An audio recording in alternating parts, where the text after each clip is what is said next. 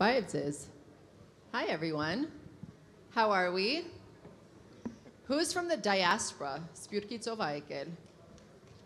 Ah. Here's another question. Who's thinking or knows people who are thinking about repatriating to Armenia? I'm not going to talk further if more hands don't go up. All right, there we go. So I'll start with a very brief introduction. As you heard, my name is Arina Zohrabian, and in 2002, I embarked on a journey to Armenia with the Armenian Volunteer Corps. Who's heard of ABC? All right. I feel like I'm only going to talk to these two guys. What was meant to be a one-year journey, through the support that I got, ended up being an experience that ended up having me marry an Armenian man from here, Ayo. I have 3 children, and I've had an extremely successful, or what I think is successful, professional and personal career that ultimately resulted from the support I got through ABC. It's been amazing to hear about the government's plans to increase population to 5 million by 2050. I'm a little bit worried about what that's going to do to traffic. So for those of you that are driving in Yerevan, probably you're with me on that. But to do so, they have a plan of bringing in 60,000 people a year. It's a very ambitious plan. So during this session, we're going to talk about the various resources, about funding and institutionalizing repatriation. Without those mechanisms, obviously, things become a lot more difficult. There's a lot of questions. When you're out in the diaspora, you might not know how to do things here. So there's a lot that's happening both on the public front as well as through private organizations that will hopefully help support many people to repatriate. We have an amazing group of people joining us today, and they will be presenting various models, current realities about supporting, institutionalizing, and financing repatriation. Now, panelists, who repatriated to Armenia? So almost all of us. Who's the Otar? You're next. So Otar, we introduced the term to you today. 3 of the people on this panel are actually working with or beneficiaries of visionary Edil Hovnanian, who has been supporting repatriation to Armenia for over 20 years at this point. So questions, there's a QR code. Where's the QR code? So if you guys have any questions at any point, they all need to be processed through the QR code, so please go ahead and make sure you have that in your phone. If you see me on my phone, I swear I'm not on Facebook. I'm looking at your comments, so please send me those. To quickly introduce, we'll start with Margarita Baghdasaryan, who is an advisor at the Office of the High Commissioner for Diasporan Affairs. Are you guys having fun so far? Like Friday, Saturday, Esor? So a big hand to Margot for making this all happen. Her and her team have been putting in a lot of effort to make this, so thank you for destroying my Sunday. You're very welcome. My sick child loves you. So we'll have, maybe I'll just go ahead and start with you. Why don't you talk to us a little bit about what's happening with the Integration Center and plans on helping finance and support repatriation? Sure, thank you, Arina. Thank you everyone for coming to this breakout session. As Arina mentioned, one of the things that the government is currently working on is setting up a repatriation and integration center. And what does that mean? What are the plans and where are we at now with that center? Of course, many of you who are repatriates, who have gone through the process, for many of you it has been probably hell. And we at the Office of the High Commissioner for Diaspora Affairs also understand that. There is a lot of various government entities that people have to engage with. There's a lot of paperwork that people have to submit, and if one pechat, forgot how to say pechat in English, stamp, is missing, then they send you back, and it takes forever to get all your paperwork together. And during the previous panel discussion, of course, Vartan and Hovanes talked about this process as well in regards to citizenship and how difficult that situation can be. But because the government's policy is that we need to grow Armenia's current population, And one of the key ways to do that is by encouraging and institutionalizing repatriation. The main project we're currently working on is setting up a repatriation and integration center. So as the name suggests, it is essentially a center that is supposed to help process and institutionalize that entire paperwork process for repatriates. And we will have wonderful smiling faces there, not sad faces from Ovir, working at the Repatriation Integration Center, who will be assisting with repatriation throughout the entire process. Of course, this work isn't new. Repat Armenia, Vartan is here from Repat, has already been doing this work. Our office individually assists repatriates on a regular basis. But what we want to create is a center that all repatriates will know about. All repatriates will know that this is a place for them. And prior to their repatriation process, they can reach out, get the advice that they need, have the paperwork prepared, so that when they do take that step and move to Armenia, they already have an idea of what is waiting for them, and they know a place that they can go to and receive all of the possible assistance that they need.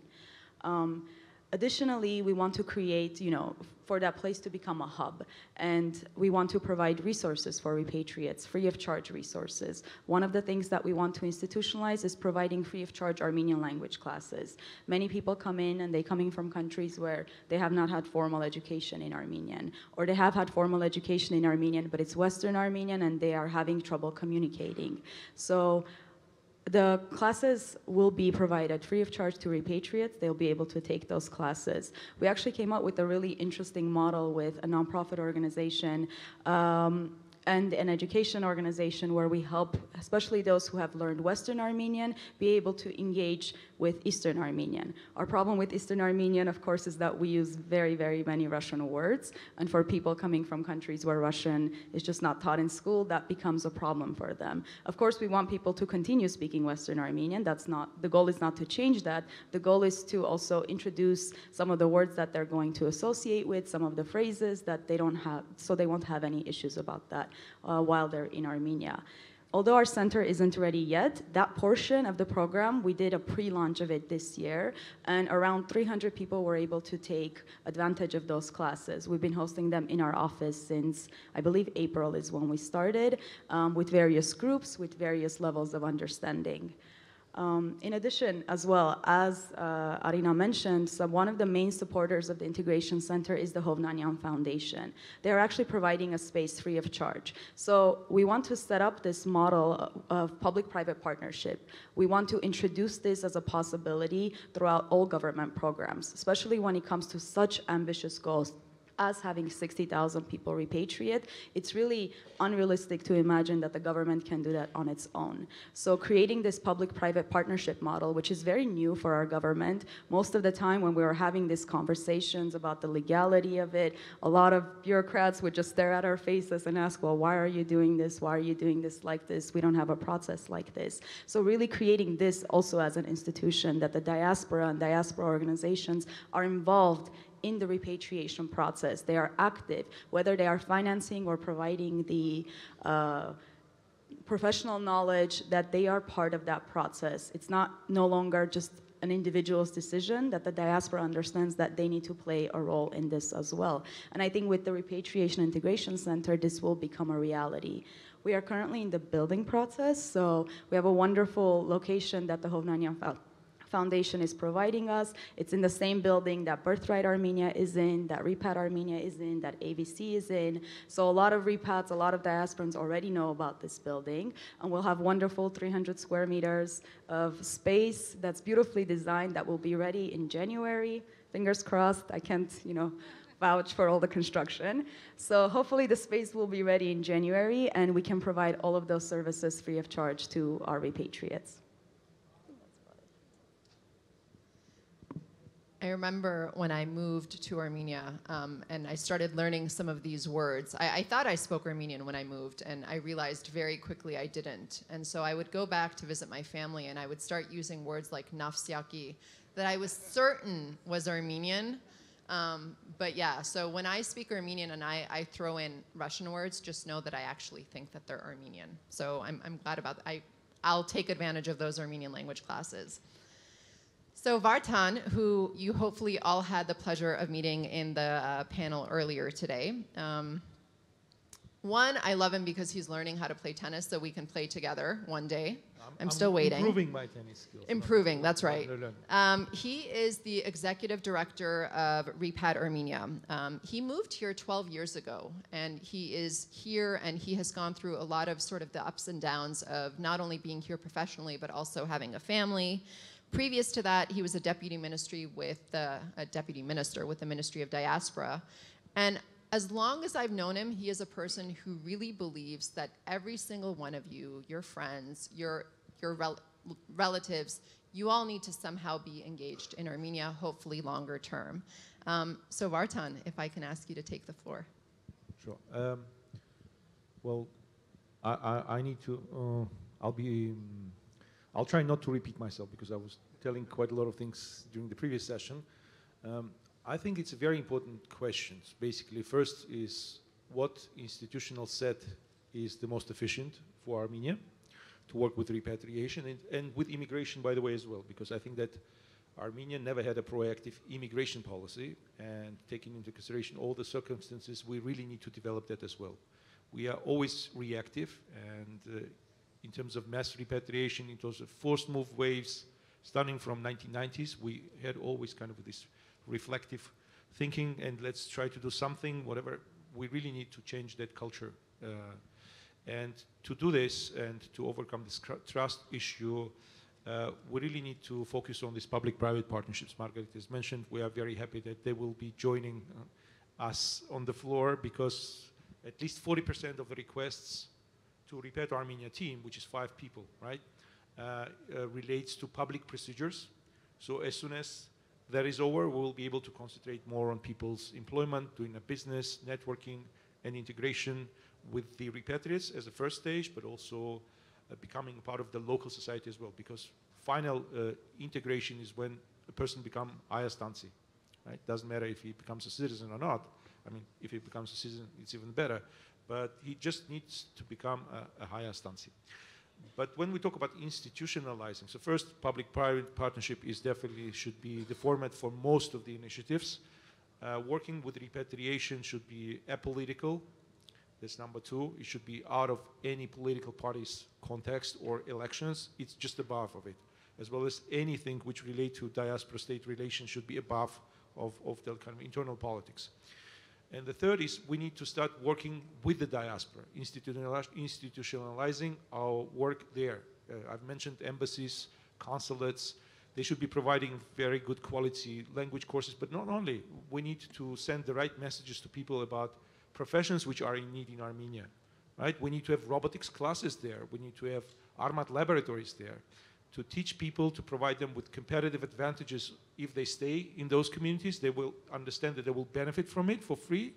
If they decide to move to Armenia, they will get the right profession, because quite often we have these challenges in terms of integration, which relates to their professional background, knowledge, and skills, that it's impossible to do the same thing in Armenia, or even if it's possible, the salaries level is low, etc., etc. So that's what we also need to concentrate on.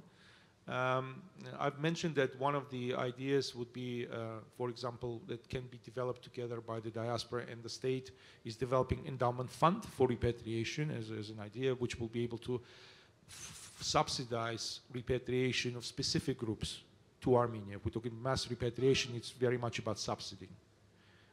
So you need to subsidize people, their integration process in 1, 2, 3 years, especially if they are planning to move not to Yerevan, but to live somewhere remotely. You need to select the right people, you need to filter them, understand their motivation.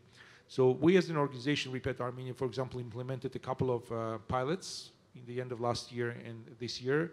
It's called Professional Employment Support Program. I'm happy to say that we had 23 participants from Lebanon and 40 participants from Russia who moved after they were interviewed by us. So we provided some integration package, including language courses, improved HR support, enhanced HR support, integration with experienced repatriates, but also selected those who have a bigger potential for employment in Armenia and who are really motivated to move to the country rather than to leave Lebanon or Russia or Belarus because of the circumstances. And the percentage of success in terms of their placement, of them finding the job, which is good because most of them actually, they found the job or they were freelancers, right? It is above 70%, which is great. I think for the country like Armenia, I think it's really a good indicator. And in order to move forward, okay, we can do it with the help of the Hovnanian Foundation, who was supporting us for the last 3-4 years, and that they're the only donor.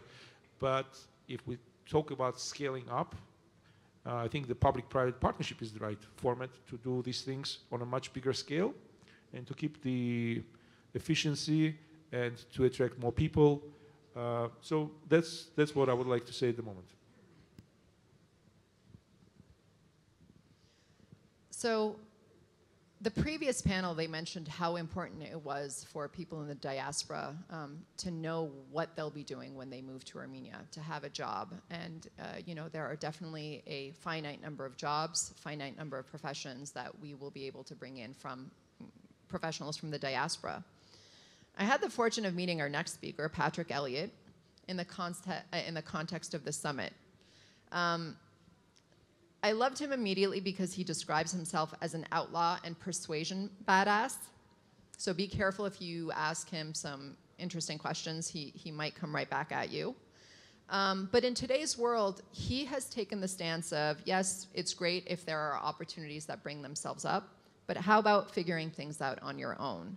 So I'll ask him to talk a little bit about self-funding repatriation, some of the businesses and tax advantages available here in Armenia that many people don't know about, as well as the ease of setting up and doing business, which has actually significantly improved here in Armenia.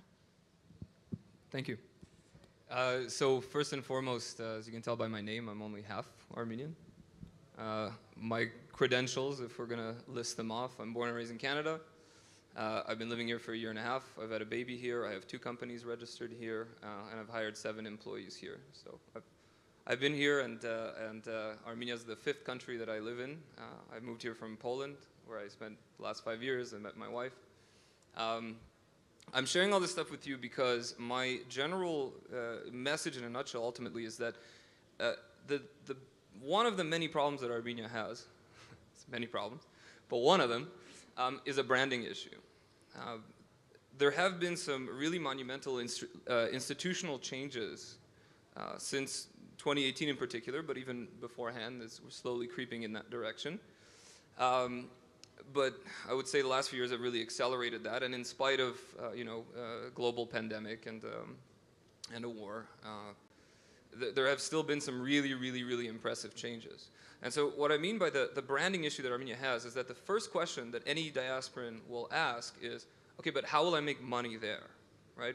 And I think that really, in 2022, it's not a question that's really relevant anymore, especially given COVID and the fact that employees around the world are refusing to even go back to their offices. They're much more comfortable with their laptop working from home. Jobs that were previously seen as it's absolutely necessary that you sit at a desk and have your coworkers and have your Friday afternoon meeting and your, I don't know, no pants Tuesday. I've never worked in an office. I don't know what people do there. But all that to say is that this idea is obsolete at this point. And more so, I always like, I constantly say that the future is anarchist, and I'm a very big believer in that decentralization is the way forward, because the pace of innovation is so fast that you can hardly imagine what's coming in a year or two, let alone in 5, 10, or 20 years. And that's a good thing, truly, right? So a lot of problems, for example, another one you'll constantly hear is, well, what about education? Is the education system good? I don't care if the education system is good or not. I have a son here. I want him to get a great education. But Harvard live streams all of their classes on YouTube for free. You have amazing local ones. I gave the Harvard example, but that's, of course, discounting, as mentioned, our math labs or TUMO centers, which I think is one of the biggest achievements in recent Armenian history, that we're exporting, instead of corruption scandals like our neighbors do, we're exporting ingenuity. We're exporting education to countries who theoretically should be looking down on us. We've got TUMO opening up in Germany, in Sweden, in France. I mean, it's unreal. This is our greatest gift to the world, other than our fantastic wines, of course. So we're living in a world of decentralization where you have a wealth of opportunity at your fingertips. And the good news is that almost everybody in this room, if you're understanding what I'm saying to you right now, if you can comprehend an entire conversation in English, you can work remotely. It's as simple as that. There's a million different jobs. I won't start and list all of them, but there's a million different opportunities. So the issue then becomes, how do we get people to choose Armenia? Because the biggest, let's say, the brand that the diaspora has been pushing in particular, I don't know so much about Armenia, but I went to an Armenian school in Canada. I went to Armenian Scouts, and the brand has always been like, duhaes, this is your duty. It's your duty to come to Armenia. You owe something to this place. You're connected to this place. And I'll tell you guys something that's not very sexy, but a lot of people come here and they don't feel that connection. When I had to renovate my apartment, do remont, I don't speak Russian, I had to figure out who's going to do the shlifovka of my floor. I don't know what a shlifovka is, but apparently it's necessary. So there's a lot of stuff that was very different to me. Now, luckily, I had a crash course in Eastern European living. I was in Poland before that. But, I mean, there is a culture shock when people come here. So the question then becomes, what would make somebody want to live here? And, of course, there's wonderful multitude of answers if you're actually looking for them. For example, on an institutional level, right? Forget the cost of living, which despite the economic situation and inflation and the conversions, the currency conversions, Numbeo recently released their report, I think it was about a month and a half ago, and compared to New York City, so one of the largest American cities, you're getting 60 cents on the dollar for your life here in Yerevan. Okay, it could be better. It used to be 40 cents on the dollar just a year ago, but it's still relatively cheaper to live here than in North America. But forget all of that. Let's talk on an institutional level. For example, if you're to register as an individual entrepreneur, so if you just work from your laptop, as a contractor, under 241,000 US dollars, you're paying a 5% turnover tax. You can go register your company. I timed it. I had the timer. It took a total of 9 minutes. Now, of course, that was after waiting 15 minutes for the government employees to finish their morning coffee, despite the day starting at 9. It was 9:16 by the time I got there, but it doesn't matter. But once they started servicing, it took exactly 9 minutes for me to have the papers, and I'm ready to do business. If you want to register an LLC, we timed that one as well. It took less than 20 minutes. If you're really curious, it was exactly 16 minutes from start to finish. Articles of incorporation, LLC, all the documents I need to go open up a bank account, which I can do in USD and Euro and AMD, so I can get paid by my foreign clients and so on. If you're an IT company, it gets even more fun. There's 0% corporate income tax, so if you're making in the $350,000 range, you're paying 0 tax. If you're hiring people here, which I encourage you to do so, because so far all my employees anyway have been amazing. A lot of them are locals. I hired an Uruguayan Armenian, which is always fun. I get to practice my Spanish.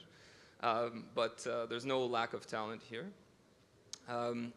You're paying 0% tax. If you have your employees, your payroll tax is down to 10% out of the usual 22%. Just FYI, in Europe, my company, I was paying 23%. So there's a lot of institutionalized advantages to doing business here, to setting up your company and working from here, because that's another, I would say, a final point I'd like to make, is that a lot of people understand when they think, well, moving to Armenia, it's like moving to Siberia. You know, it's like, oh, well, I have my family in Glendale, or like, oh, am I going to find Philadelphia cream cheese? Yes, you will. But the point is that you're not lacking anything here, and the good news is the world has never been more connected than it is now. It's a 14-hour, like, if you really want to go through it, to get to Montreal, it's 14 hours of flying. It kind of sucks, but it's not the end of the world. I can be there within 48 hours, and if my family needs me, I can be there. And the fun part is all the money I save living here, I can afford to fly over there as often as I would like to do so. So this is kind of the general gist of my message, is that I always like to say is that, live locally, but think globally. You're not stuck in this, 29,000 square meter box with 3 million inhabitants, and that's the maximum, that's your market cap. If you can't find like a product you can sell to 3 million people, you're struggling. There's none of that stuff. In terms of what we can do better, though, on an institutional level, I would say that we should be studying our competing countries, and I don't mean in a negative way, because a lot of these countries have done a lot of great things, and this is the idea, is to take what works and discard what does not. So for example, something that the Georgians learned from Estonia is they have a deferred taxation system. So it makes it very exciting for startups, because you can reinvest money into the company, and as soon as you withdraw money, that's when you pay a corporate tax. So you can leave your money for 10 years, constantly keep reinvesting, and you can actually build something long term. I think that would be a good idea for Armenia. Another thing that should be done at an institutional level, Armenia does not have a double taxation treaty with the United States. So considering we have 1.5 million strong diaspora over there, if you want people to keep their businesses but come and live in Armenia or spend more time in Armenia, you have to be able to ensure that they don't have to pay taxes twice. That would be a very simple problem to solve, and it's absolutely necessary. We do have very good double tax treaties with about 42 different countries, but the United States is not one of them. So on an institutional level, I would say that's something that should be prioritized, because I'm an 80-20 person, right? Is that 20% of your efforts will give you 80% of results. Like, you have a center with 1.5 million people. If you can attract just 10% of people back, that's excellent. So make it easy for them to come here. So there's quite a few things that we can discuss. I'm sure you might have some questions.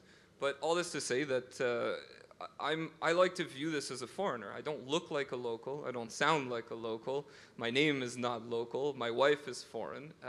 The doctors were shocked at how blonde my son was. They've never seen anything like that in a hospital.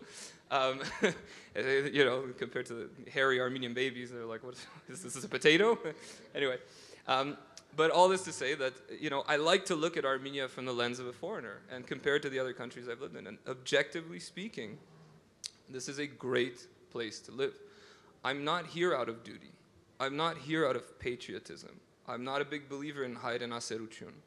I'm here because I want to be here. And I think that ultimately this is a more sustainable approach, is to come here, take a look at what it's like to live here, the amazing people that you'll get to meet. I'll finish on two small, quick stories, and then we'll go to the next speaker. I'm sorry if I'm hogging too much time here, but two quick things that really bring me like faith in this country.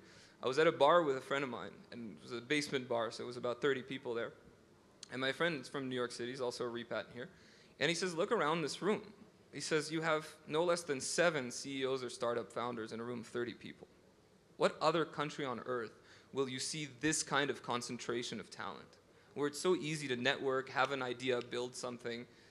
It doesn't exist anywhere else. And that's one of our huge, huge strengths that we need to promote and push forward. And the second story I'll tell you is thanks to a lot of these institutional changes, you're seeing the emergence of an actual middle class in Armenia. Despite the hard times, despite inflation and all that, I met a repat from Beirut who came after the explosion. And I met her not long after the blast. And she told me she loves animals. Her dream is to work with animals. That's all. She says that she's always wanted to do that. So she started like a pet care company, you know, dog walker, grooming, and so on. So I was asked to babysit a street puppy back when my wife was pregnant. Great puppy, 3 months old, but God, he destroyed everything. So we asked her, can you take him for walks? And you know what she replied? She said, Patrick John, I'm so busy, I don't have time anymore, and I had to hire someone else to walk dogs for me. So if you can come here and for the first time have these odd jobs that become a career, that she's actually building a business. She's got an employee, she's busy full time, and she's doing what she loves, which is to walk dogs. This was stuff that was unheard of just a few years ago. You have a genuine middle class, you have a real change here, and there's this electricity in the air when you're in Armenia, again, despite all the hardships. I'm not downplaying our current geopolitical situation, but there's a lot of really good reasons to be here, and I'd like to be a part of that.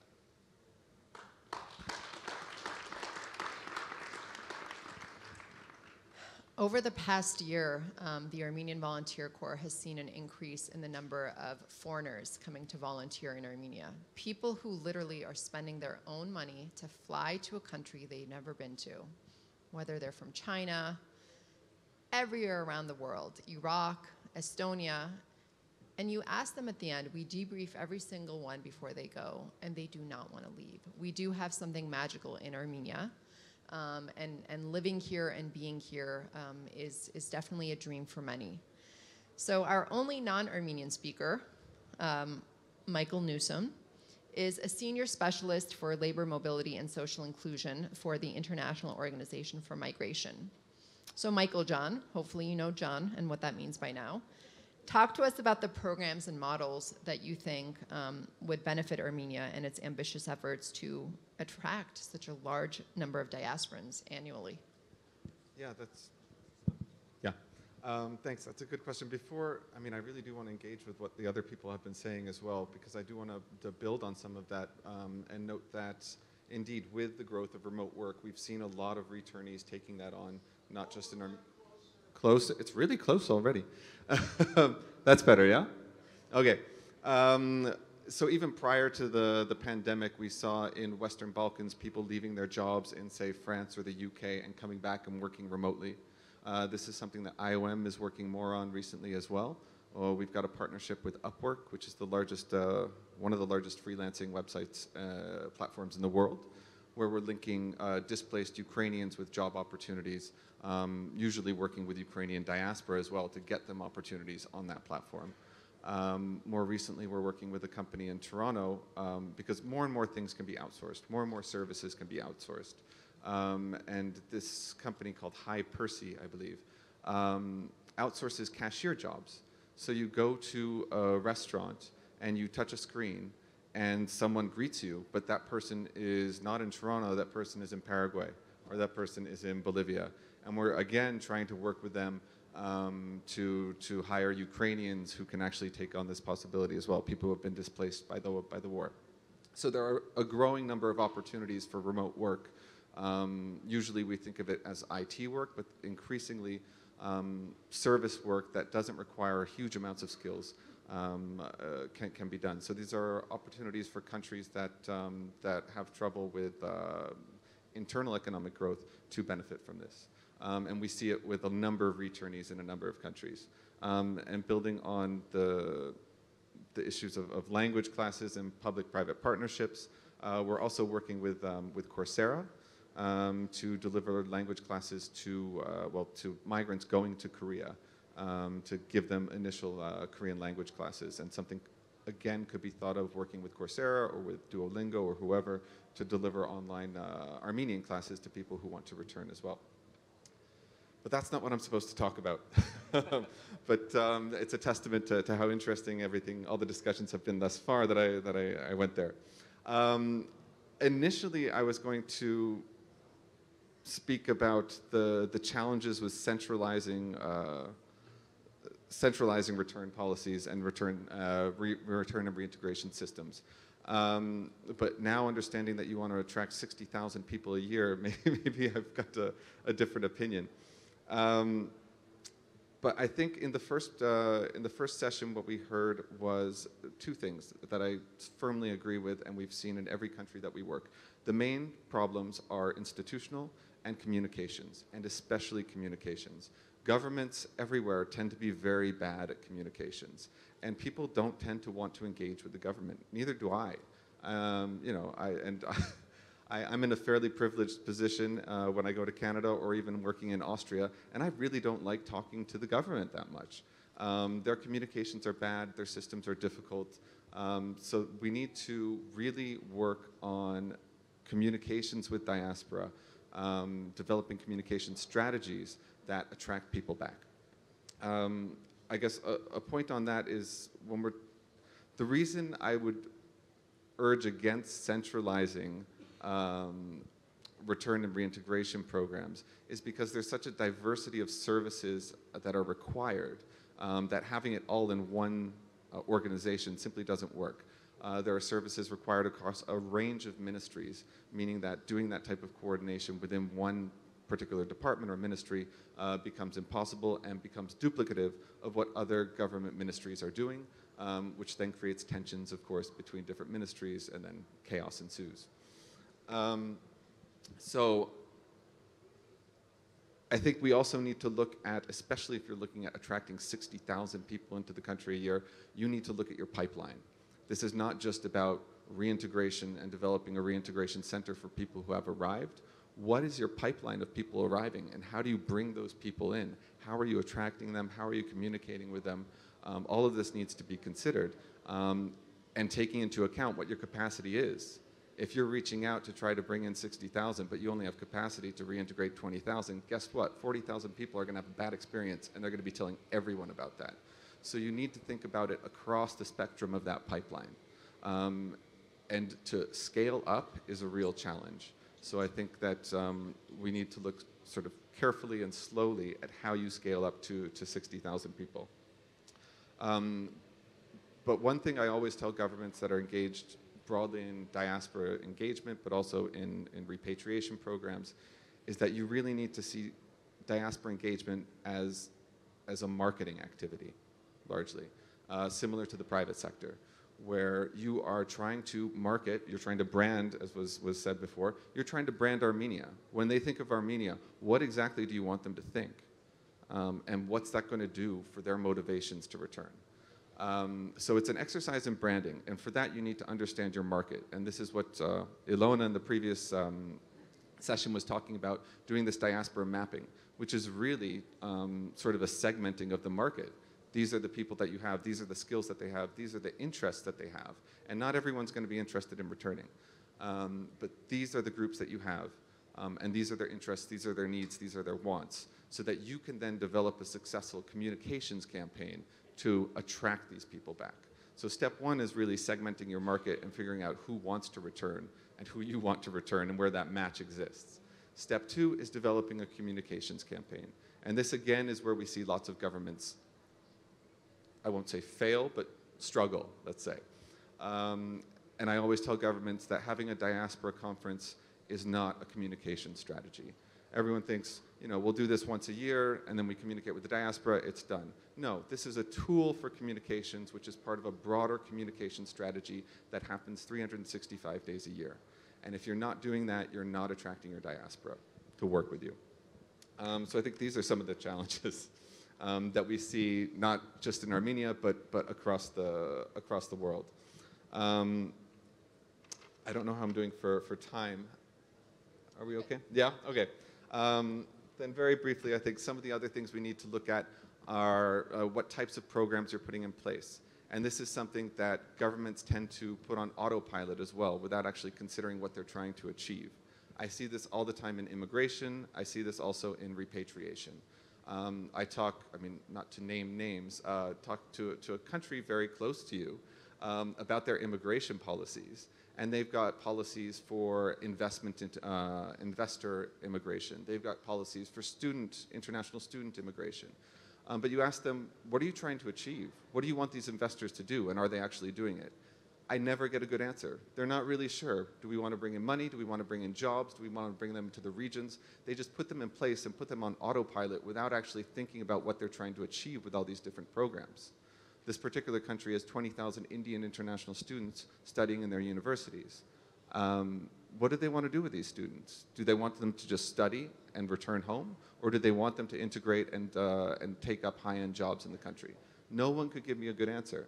But without a good answer, you're really sort of failing on a policy level in what you can do with immigration. And the same is true with repatriation. So not everyone is going to want to repatriate. But as was mentioned, I think, in the previous session as well, you'll have a lot of people who want to come back and test the waters temporarily. And that's fine. And you need to have programs in place to allow people to do that. And you need to understand how you can develop programs that then shift people from less meaningful engagement further down the spectrum to more meaningful engagement. And this is a process. It's a process that you need to invest in as well. And I'll just give an example from my time working in Mauritius. Another great place for business, by the way. Better here. Armenia. In Mauritius, I met someone who actually did return and started working in his family business there.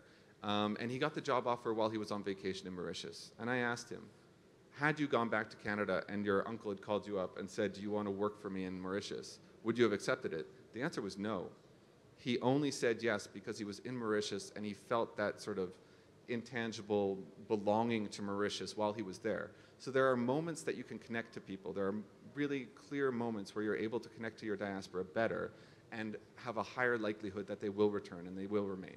And you need to take advantage of those moments. And after having that discussion, we worked with the Mauritian government to make sure that they have better programs in place. Mauritius is a beautiful place. Lots of people come on vacation, and lots of diaspora come back for a nice tropical holiday.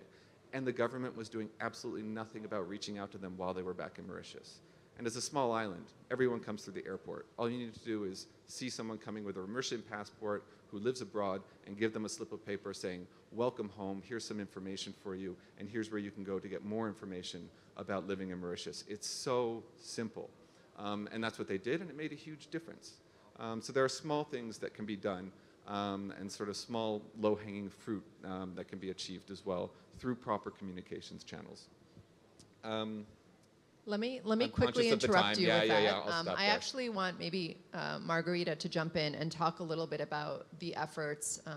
I think the High Commissioner's Office is doing a great job of foreseeing the necessary communication through the Integration Center so that we're not going to have 40,000 people come and have a negative experience. So talk to us a little bit about that. Of course. I think you made some really great points in regards to both communication as well as having the institutional capacity to be able to process people, the importance of knowing who your target audience is. I think when I moved here 3 years ago and began working with the High Commissioner's Office, I was kind of personally shocked that there was no government-related website that actually provided understandable, easy to read information about what it means to move to Armenia, what paperwork you need. It was, according to the law on this and the subsection of this, that law, you can get this paperwork in this office. Lavash. So, exactly. So one of the things that we tried to do, and we worked with our partners as well in Repat Armenia, is actually create understandable human language in Armenian, in Russian, in English, in French, in Spanish, all of the information that you would need when thinking about moving to Armenia or when you have already moved to Armenia. A lot of you received the bags today, and you should have a repatriation guide inside of that bag. That's something that Repat Armenia and our office collaborated on, and we've been publishing since last year. Making that information available online, of course, having a website that's readable for people, having a website with resources, having social media channels that are actually active, that are constantly highlighting Repat stories and stories from various different individuals, whether it's a family that moved with their 5 children, like we have Zepur, who is currently speaking on the other panel, who moved here with her 4 boys from Australia, right 2 days before the war, or whether it's a young girl from Germany who is doing Birthright, and making these stories accessible to people, promoting it on social media, actually putting money into promoting things on social media. Our media team is probably the only government entity that has an actual media team, not just a hostnak, like a speaker for, a lot of the government entities literally have one person doing communications. It's not a team. So for our office, developing this team that has social media channels, website, phone, our website, diaspora.gov.am, which is available when you scan the QR code behind your badges. That website is available in 3 languages. There's a live chat there, and we have people sitting in our office answering people's questions. Most of them is about how to get a driver's license in Armenia. But still, even though that's not our responsibility, our office is sitting there and answering people's questions. And it's very important to build the capacity within us and within other government institutions that actually provide people information in the language that is accessible to them. And that's been one of the key strategies for our office in the last 3 years, is making sure everything is available, not only in Armenian in a difficult, hard-to-read language, but in Western Armenian. There's no government entity that publishes anything in Western Armenian, and we've really been working on making sure that our resources are also available for everybody else. Touching upon the point about knowing who your audience is, that's very key. And so far, in most government entities, nothing is digitized. So it becomes a real problem when we want to think about, okay, how many people moved to Armenia last year? What about the previous year? What about in 2013? And you constantly come across papers and pen. You don't come across a nice, developed, digitized system. So there's a big project going on right now, and has been for about 2 years, in actually digitizing all of the different government processes. And one of the things that our office is doing, we're actually doing we're doing a diaspora mapping program right now. It's been going for 2 years, and we are developing an actual digitized library of who's who in the diaspora. What kind of professional capacity do we have? If we are lacking some kind of professional capacity in Armenia, who is our target audience? How do we find those people? And once the diaspora mapping program is ready, that will be our key resource in being able to understand who's who and how do we attract those people. Until we know who they are, we really cannot develop a strategy on how to attract them. Once we know who they are, then we can do that. So I think that's been a really key creation from our office as well in supporting this process. And just a little bit in regards to, again, institutions. In the last couple of months, we saw a huge influx of migrants coming from Russia, some refugees coming from Ukraine, and the government processes for receiving, residence permits, citizenship paperwork, the lines in those offices were insane because those people were not ready to be able to process that many people. And I think this last 6 months has been a real learning experience for Armenia as well. We've never had to experience this many people willingly coming to Armenia and coming at such a short period of time. And this should be a learning experience for the Armenian government, for the various entities involved in being able to build that capacity within those institutions. About a week ago, I interviewed a woman from Turkey who was interested in volunteering with ABC. And for the first 18 years of her life, she thought she was Turkish, never knew that she had any Armenian roots. And through some very interesting, fate-changing experiences, learned that she was in fact Armenian and that her family, who also did not know that they were Armenian, was Armenian. Long story short, it was a really, really moving story. She learned Armenian, has now moved here, or is trying to move here, is using ABC as a conduit to sort of find a transitional experience, and started sending me a million messages. How do I apply for citizenship? How do I do this? How do I do that? My response, literally replied to that email with a link to Repat Armenia's website, where all of that information has been centralized and is available in a multiple number of languages. So I think Armenia is doing a great job in terms of setting up some of those processes and institutions. So we have a few questions from the audience. I'm going to go ahead and read the first one, and then we'll see who's daring enough to answer. A significant part of the compatriots from Syria didn't stay in Armenia and instead moved to Europe, the US, and other countries. What do you think was the main reason for their departure from Armenia? I wasn't here yet at that time, and I think I was maybe just finishing high school when the Syrian war was happening. But I think that's also one of the main failures, is that people actually came here. Many of them had that identity and that connection with being Armenian, but they had difficulty and they decided to leave. I think the primary reason that a lot of people did not stay was because of jobs, was a lack of jobs and a lack of the professional capacity. But I think the good thing that happened in that regard is a lot of industries that basically did not exist in Armenia at that time were actually set up by Syrian Armenians. So I think post 2012 and in the last, how many years has it been? 20 years almost. We've seen this really great growth in Armenia in the restaurant industry, in the food sector. And if you look into it, the service sector, most of those restaurants were set up by Syrian Armenians. It created this culture of food in Armenia that did not exist before. So yes, it is really heartbreaking that a lot of Syrian Armenians did not stay in Armenia, that they went to other countries, that but those that did stay actually created the foundation for other people to return. And we see now Russians moving to Armenia and working in the service sector, and that's a direct result from those Syrian Armenians who actually chose to stay in Armenia. Go ahead, Vartan. When we established the Repat Armenia in 2012, it actually coincided with this influx of Syrian Armenians, and though we initially were planning to deal only with people who are moving to Armenia on a voluntary basis, and they're getting prepared to this, but we decided we definitely need to try to help Syrian Armenians as well. Economic reasons are part of the problem.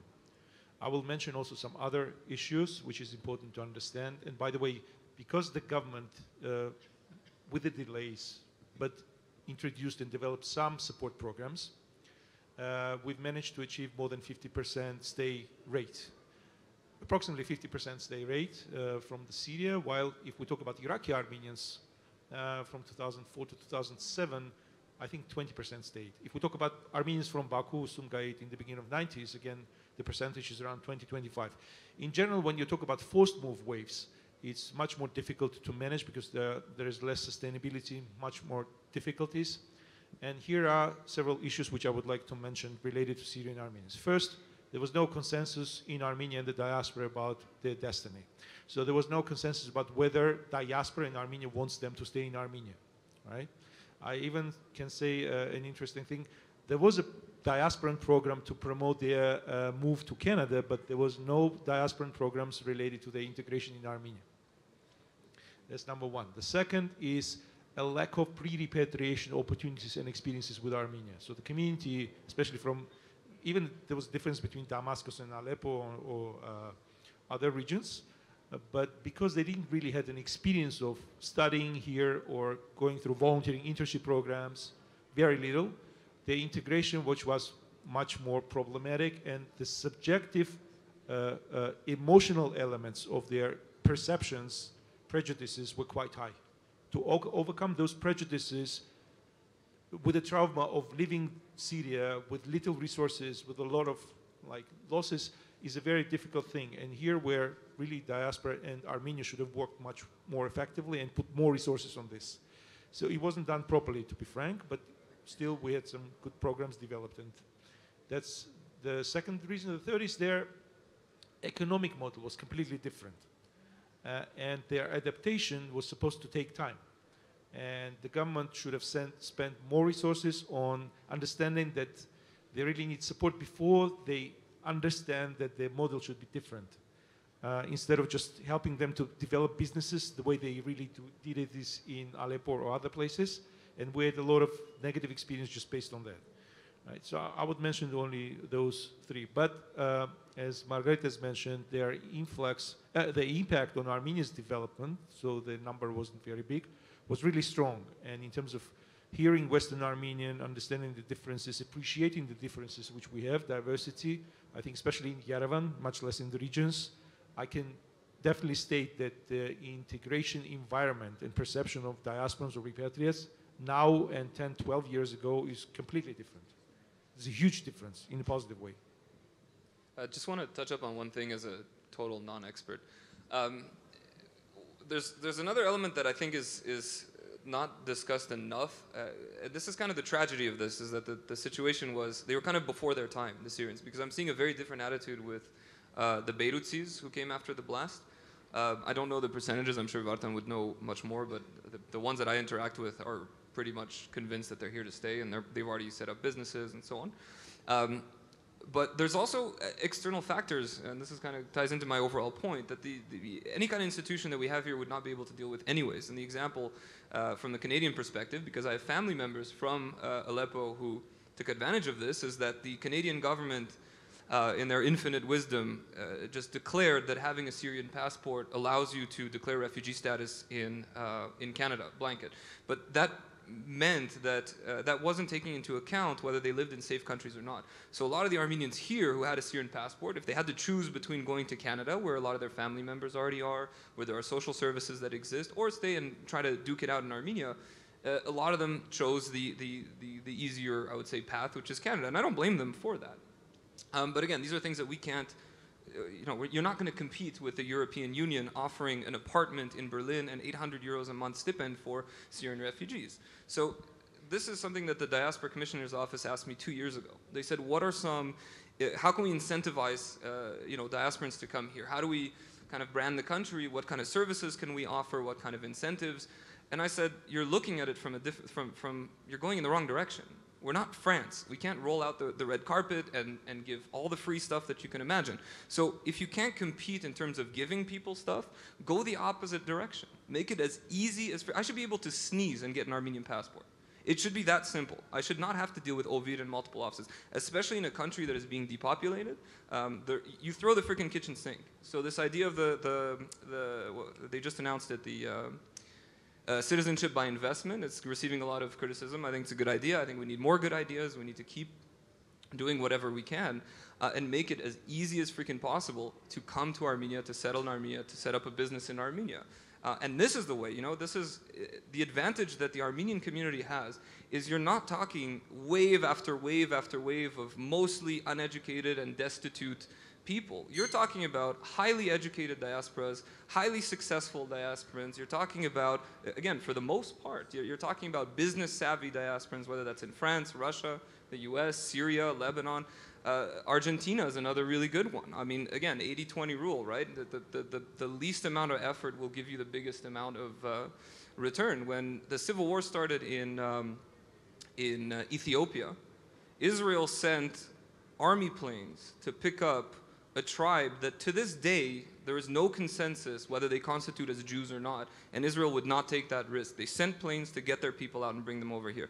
Right now, no offense to the Argentinians in the room, so I know who paid you are. to the government of Ethiopia as well. They also paid there we them go. out. Fair enough, fair enough.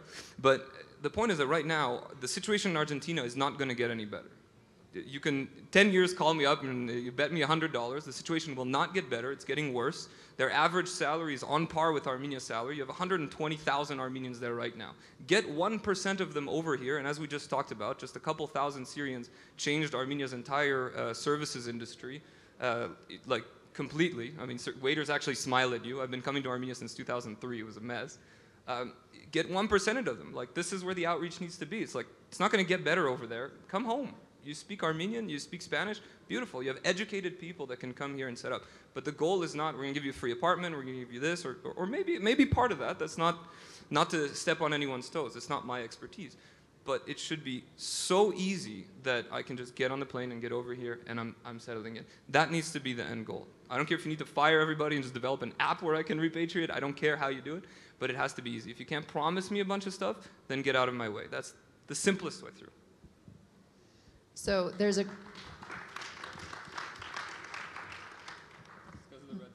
It's the red sweater. So someone wrote, please remind us about the websites that include information about repatriation. I'm actually going to go ahead and answer that. In those really cute Global Armenia Summit tote bags that you received, there are a number of flyers in there. There's a number of documents with pamphlet information about Repat Armenia, a repatriation guide, as well as some other documents. So go ahead and look there, and all of the links are listed. Next question is an interesting one. A lot of diasporans work in large corporations, and they follow up by saying to find similar jobs in Armenia, it's virtually impossible. What opportunities exist for such professionals?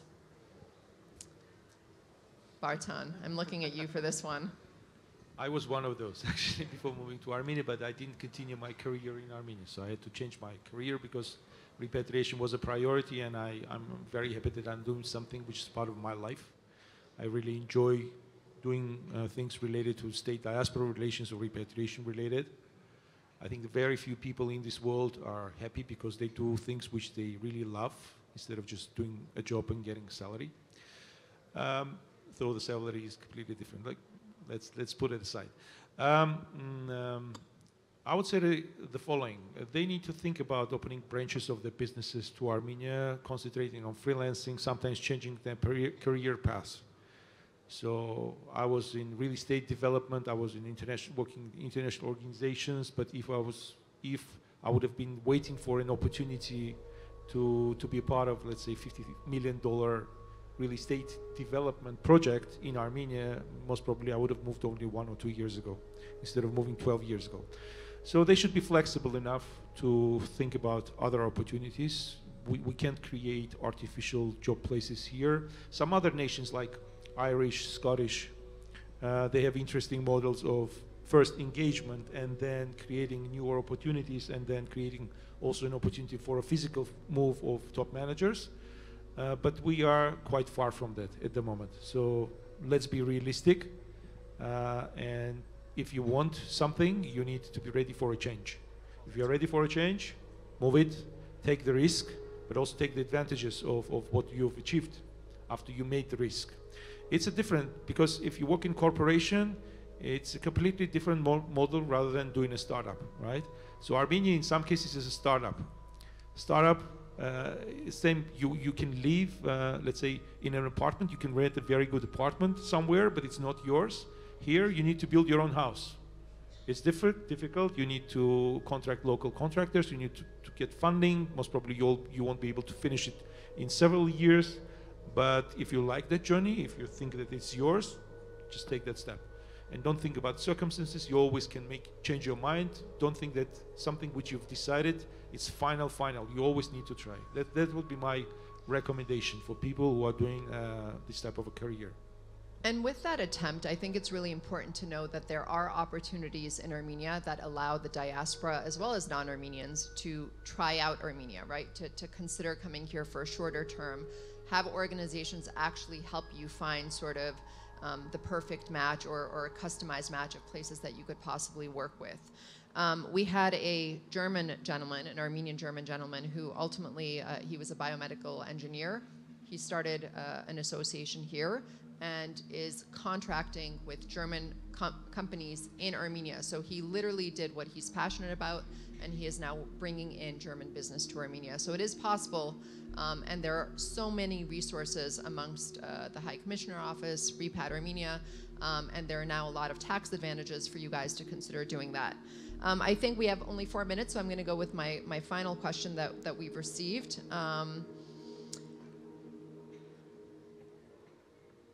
What do you think needs to take place, and in what sector, for diaspora and Armenians to consider Armenia a viable place to live rather than a tourist attraction? One specific sector? And in what sector/sectors? So I'll maybe again take a stab at that. For me, the biggest reason to, so many things that I see amongst people who want to repatriate is education, especially those who have families. I grew up outside of Boston in Lexington, Massachusetts, went to one of the best public schools in the country, and I am going to be hopefully not too contested of a comment.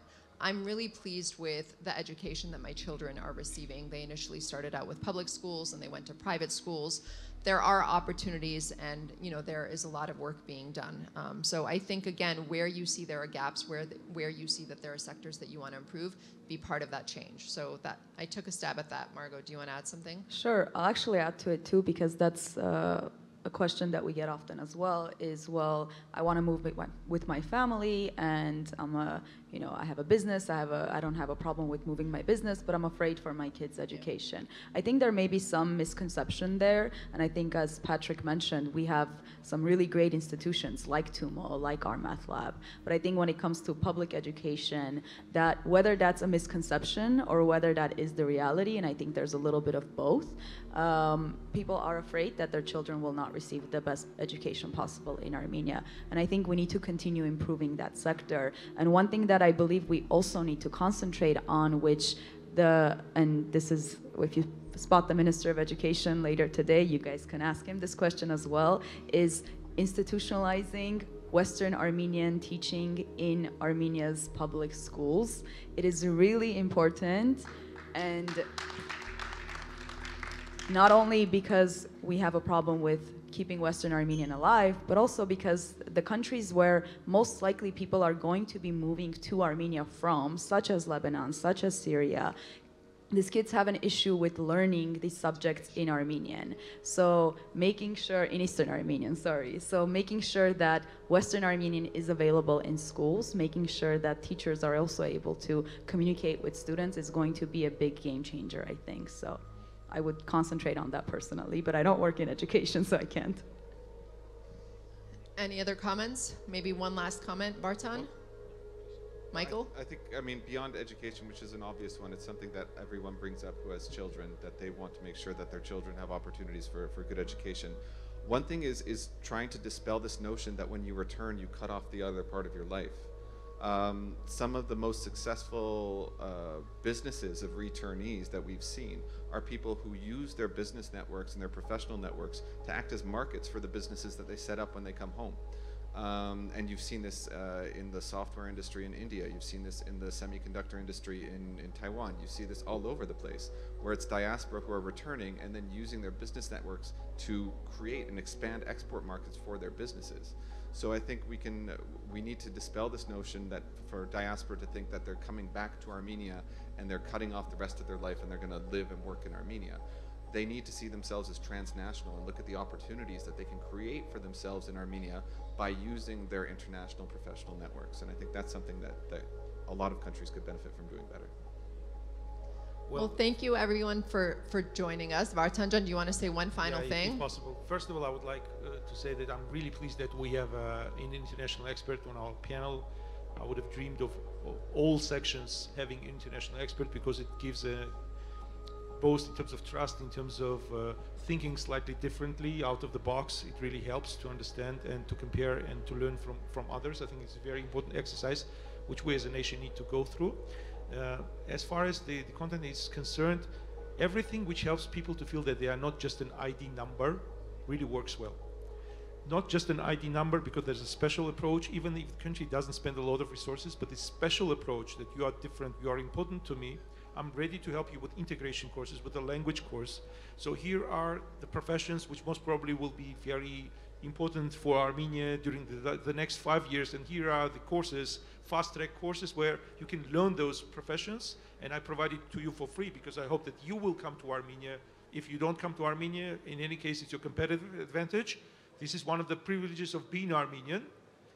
These type of things can really very strongly help to build that trust, to build that emotion that, you know, I'm different. I'm a big fish in a small lake rather than being just one of 10,000 of professionals in the same field in New York or wherever.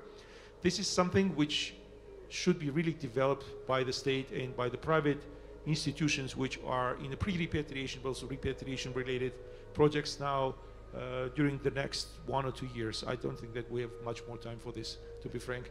Okay, so yeah, very pleased to be a part of this panel, and yeah, thank you. So thank you, everyone. The scariest part is figuring out when and how to move, but you now have special connections with all of us. So I'm hoping to see many of your faces, although I will forget them because of the blinding light above me. You know, call her anytime. Call me anytime. Patrick too. Remember, he's the badass. So we look forward to connecting with you guys outside and hope you a good time in the rest of your time here in Armenia. Շնորհակալություն.